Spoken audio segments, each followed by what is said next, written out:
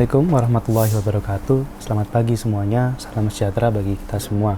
Baik kawan-kawan semua yang berbahagia, kita sudah memasuki pengantar bisnis pada minggu ke-9 yang berbicara tentang topik pengelolaan dan motivasi karyawan. Nah, kita masuk ke modul 9.1. Modul 9.1 ini akan berbicara tentang tugas manajemen sumber daya manusia. Jadi pada topik ini kita akan banyak mengulas tentang manajemen sumber daya manusia. Baik, ketika kita berbicara masalah manajemen sumber daya manusia, maka di dalamnya pasti ada aktivitas dari Departemen Manajemen Sumber Daya Manusia.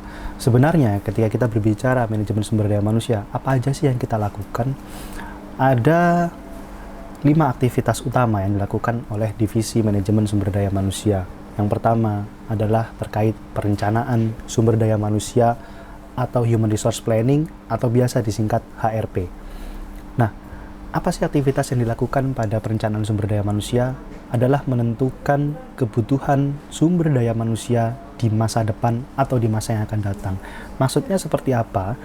Kita mengetahui dalam suatu perusahaan itu ada karyawan di mana karyawan itu memiliki waktu kerja, istilahnya masa kerja ya, di mana mereka juga akan pensiun nantinya.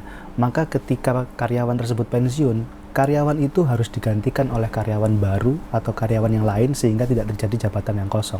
Dan hal ini itu harus direncanakan oleh manajemen sumber daya manusia sehingga manajemen sumber daya manusia bisa memastikan bahwa semua posisi jabatan itu terpenuhi dan semua pekerjaan bisa terselesaikan dengan tepat waktu sehingga produktivitas perusahaan juga bagus. Itu harus diperhatikan.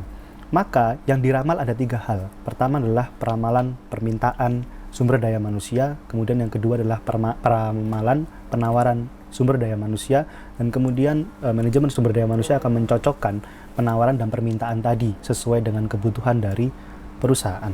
Kemudian aktivitas yang kedua adalah analisis pekerjaan atau job analysis.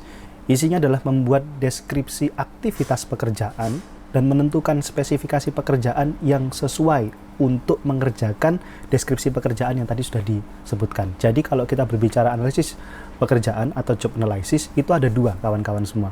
Hanya ada 2. Yang pertama adalah job desk, yaitu job description, berisi tentang ulasan pekerjaan. Yang kedua adalah job spec, yaitu job specification, di mana job specification itu berisi tentang kualifikasi orang yang sesuai atau capable untuk menduduki suatu jabatan dalam mengerjakan suatu job desk tertentu.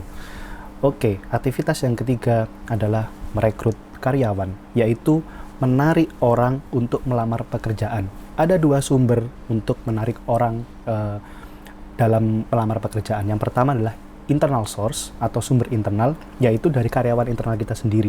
Misalnya ada suatu jabatan yang kosong ini tidak ditawarkan kepada orang di luar perusahaan, tetapi dalam perusahaannya. Misalnya ada yang naik jabatan untuk memenuhi jabatan yang kosong itu internal source. Kalau external source, itu seperti yang kita kenal pada umumnya, yaitu perusahaan membuka rekrutmen besar-besaran dan kemudian dia mengiklankannya kepada media massa, supaya orang-orang itu mendaftarkan diri menjadi karyawan baru di sana. Aktivitas berikutnya adalah seleksi. Seleksi itu adalah memilih orang yang sesuai kualifikasi untuk jadi pegawai. Dasarnya seleksi ini adalah dari rencana perekrutan tadi. Jadi ketika sudah merekrut, banyak yang mendaftar. Setelah banyak yang mendaftar, dipilihlah orang dengan kandidat-kandidat yang paling sesuai untuk mengerjakan suatu pekerjaan. Itu namanya seleksi.